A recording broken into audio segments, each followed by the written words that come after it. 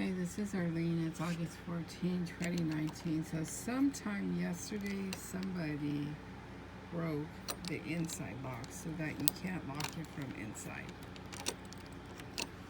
Now, the security, this one, you have to push on the door and it'll close.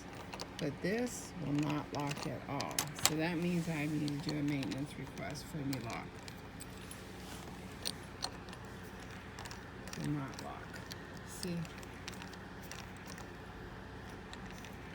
That is something somebody did. So it makes it very easy to come in if I'm not home, or not really home when I'm asleep. Because this is the only thing that's locking.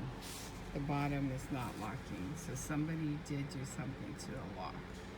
And you see a lot of scratch marks. Now when I moved in, this was like almost like brand new. So I just wanted to document that.